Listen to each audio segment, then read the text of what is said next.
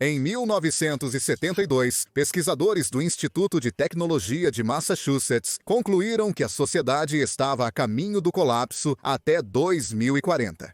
Um estudo de acompanhamento da KPMG revelou que estamos adiantados no cronograma. Civilizações humanas avançadas existem, no máximo, há 10 mil anos.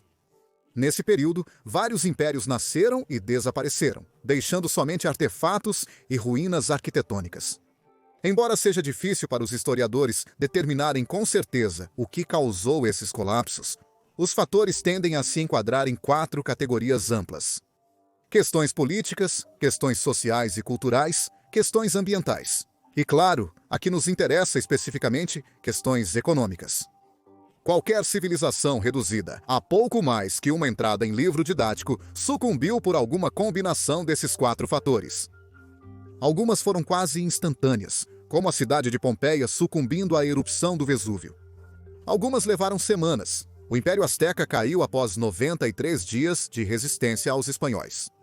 E algumas levaram séculos. 300 anos separaram o auge do Império Romano de seu eventual colapso. Nossa civilização moderna é a maior da história. Centenas de milhares de vezes mais rica e avançada do que os maiores impérios da história poderiam ter imaginado. Se você está assistindo a este vídeo, você tem acesso à internet. Com acesso à internet, você tem uma fonte de conhecimento que estudiosos e reis não poderiam ter imaginado há apenas um século. O mesmo vale para outros luxos modernos, que damos como garantidos. Controle climático, viagens mundiais, roupas baratas e eficazes, medicina, comunicação instantânea, comida abundante e segura, água encanada e pequenos luxos como ouvir sua música favorita quando quiser. Uma pergunta que me fazem muito é: quem é a pessoa mais rica da história? A resposta? Elon Musk, ou era há cerca de uma semana atrás, quando ele valia mais de 270 bilhões de dólares. Isso pode ter mudado conforme a data em que você assiste a este vídeo. E quanto a Rockefeller, os Rothschilds, os Romanovs, ou até mesmo Mansa Musa que tanto mencionam? E quanto a eles? Eles eram ricos para a época, mas essa era de quase pobreza universal. Mesmo com sua riqueza, eles não podiam sonhar com os confortos que você considera triviais. Deixe-me dizer, se eu tivesse a escolha entre meu moderno apartamento alugado de 2 quartos e um imenso palácio francês do século XV sem ar-condicionado, sem encanamento e sem comida que não me desse cólera, eu escolheria o apartamento 10 vezes em 10, e você é um tolo se não fizesse o mesmo. O melhor é que ainda nem falei da guerra. Contrariando a percepção comum baseada nas notícias sensacionalistas, estamos vivendo um dos períodos mais pacíficos da história da humanidade. Tudo isso tem sido resultado de uma combinação de tecnologia, educação e cooperação global. Mesmo as nações que têm hostilidades ressentidas, fervilhando abaixo da superfície, são mais dependentes uma da outra hoje do que até mesmo os aliados mais próximos na época de Napoleão. Por que ser hostil quando você pode enriquecer? Pode parecer vazio, mas é algo bom, apesar de volúvel. Comparar a economia global atual com os maiores impérios históricos é como comparar um jato com um burro. Não é exagero, é o quanto lideramos atualmente. Mas este é exatamente o problema. Um motor a jato é mais rápido e potente que um burro, porém menos resistente. Uma falha em sua complexa rede de componentes interdependentes pode inutilizar todo o sistema. O pior é que ele se move tão rápido e voa tão alto que até o menor soluço se torna catastrófico. A maioria de nós, especialmente aqueles assistindo vídeos na internet em nossos smartphones, não saberia como sobreviver muito tempo se não tivéssemos comida ao nosso alcance, às vezes entregue à nossa porta. Mas posso soar como um preparador enlouquecido para o fim do mundo, gritando que o fim está próximo. Então vamos detalhar exatamente como este estudo do MIT previu o colapso da sociedade. Quais métricas mensuráveis o MIT estava analisando para determinar se o mundo estava indo em uma boa ou má direção? O que essas métricas indicam sobre um possível colapso da nossa sociedade? E, finalmente, o fato de este relatório estar adiantado é realmente algo com que se preocupar? Ou é apenas um caso de dar demasiada importância às correlações estatísticas? O estudo do MIT, intitulado Os Limites do Crescimento, propôs-se a explorar se nosso uso atual dos recursos mundiais é sustentável. Alerta de spoiler, não era.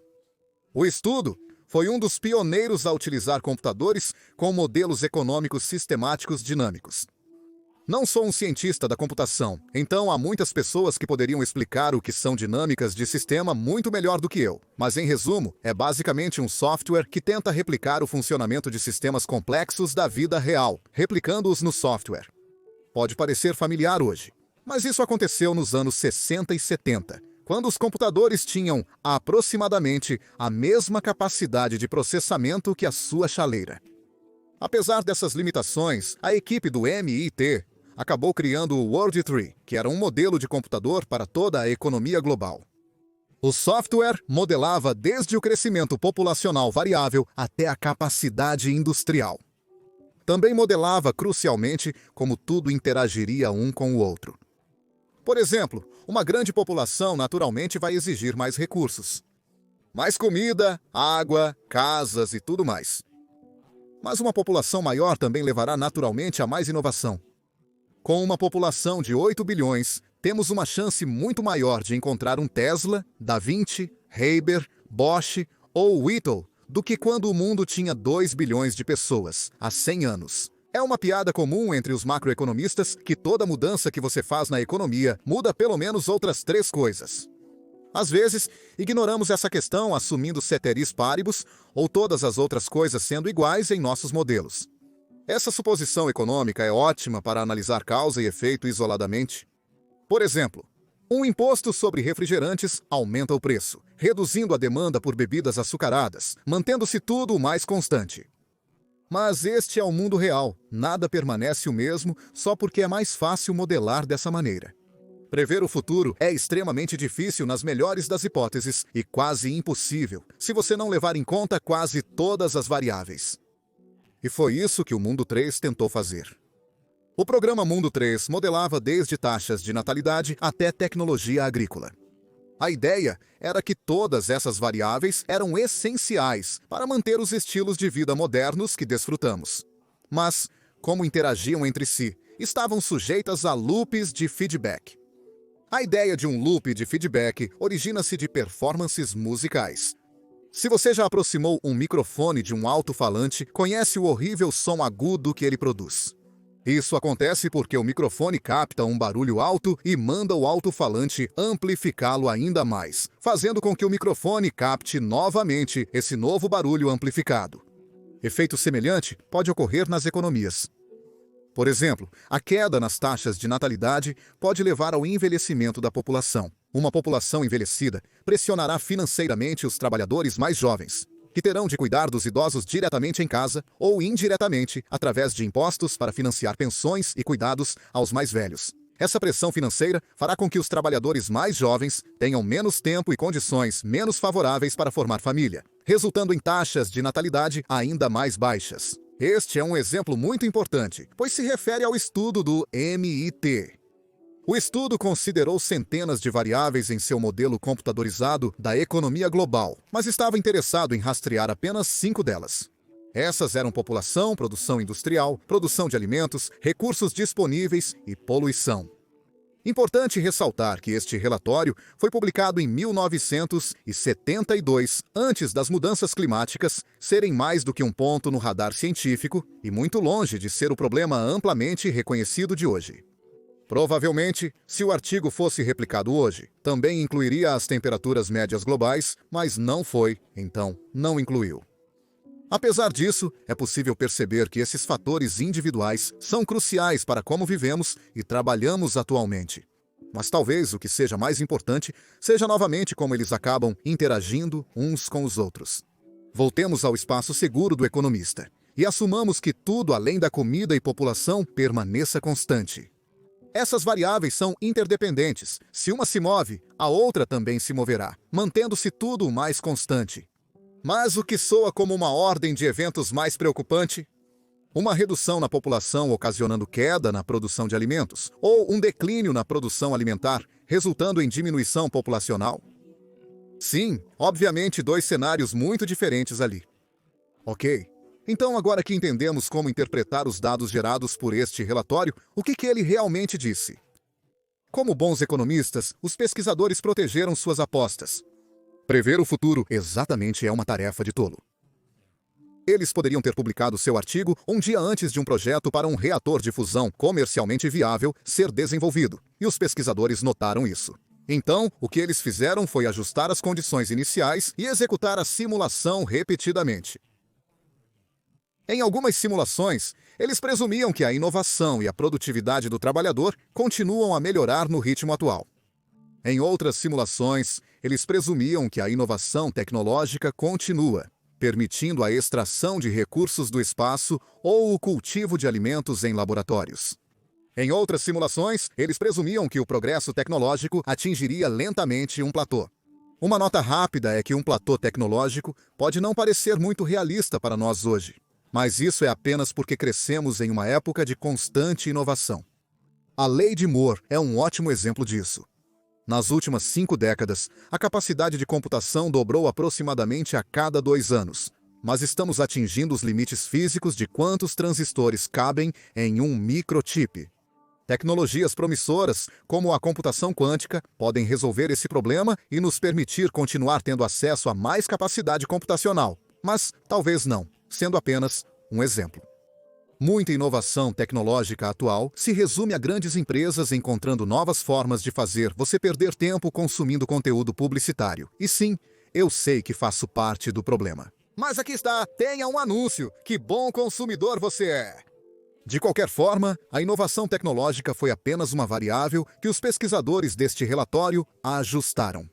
Eles também executaram modelos que assumiam taxas de natalidade mais baixas, taxas de natalidade mais altas, taxas mais altas de reciclagem, mais descobertas de recursos, maiores níveis de comércio global, níveis reduzidos de comércio global.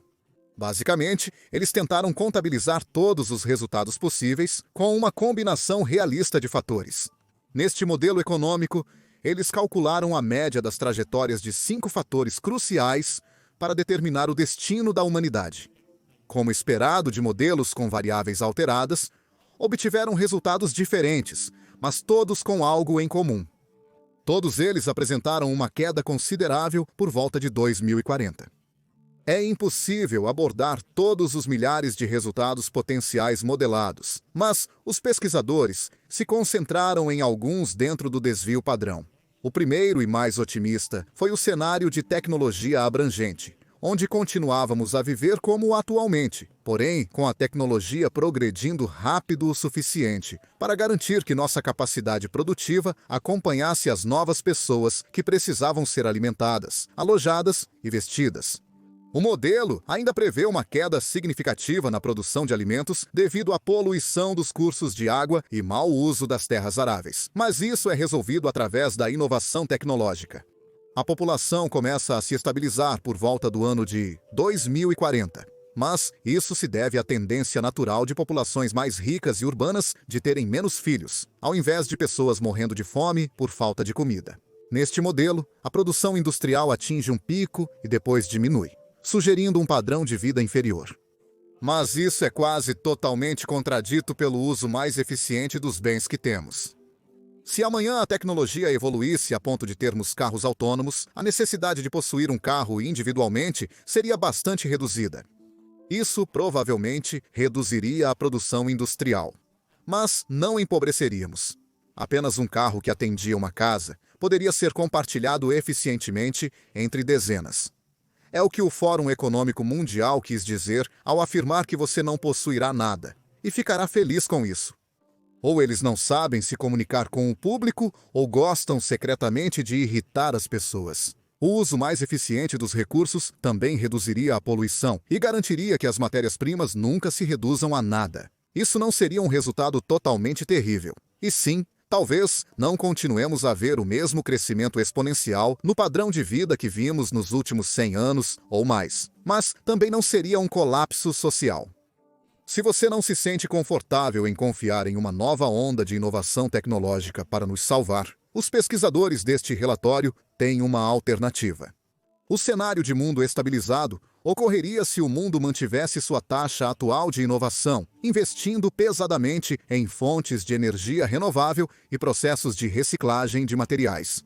Este modelo foi feito antes de considerar a mudança climática, então a reciclagem e renováveis são vistas apenas pela lente do esgotamento de recursos e poluição local, ignorando externalidades como emissões de carbono. Este cenário de mundo estabilizado se assemelha em muitos aspectos ao resultado da tecnologia abrangente explorada anteriormente. A principal diferença é uma redução quase voluntária na produção industrial antes que problemas como escassez de alimentos e poluição excessiva surjam. Dentre todos os modelos baseados nas diferentes combinações de variáveis, os pesquisadores identificaram este como o mais otimista. Novamente, o mais otimista, a menos que surja algum avanço tecnológico inesperado que transforme radicalmente a gestão de nossas economias. Isso pode acontecer, e esperamos que aconteça, mas é difícil fazer planos concretos para tecnologias que ainda não conseguimos conceber, além de talvez fazer um sacrifício espiritual. Não custa tentar. Infelizmente, enquanto o estudo de 1972 acreditava que isso era algo pelo qual poderíamos trabalhar realisticamente, o estudo de acompanhamento de 2021 mostrou que a linha do tempo das variáveis capturadas neste resultado é a que menos se encaixa em nossa realidade atual. O estudo de Gaia Harrington sugere que o caminho que estamos realmente seguindo representa melhor o que os pesquisadores de 1972 chamaram de cenário de negócios como de costume, e isso não é bom. Este é um modelo que destaca um colapso muito claro. A poluição continua a aumentar exponencialmente e a reciclagem de materiais comuns nunca se torna economicamente viável ou subsidiada de forma ampla o suficiente. A produção industrial atinge seu ápice, mas é o único ponto positivo desse cenário.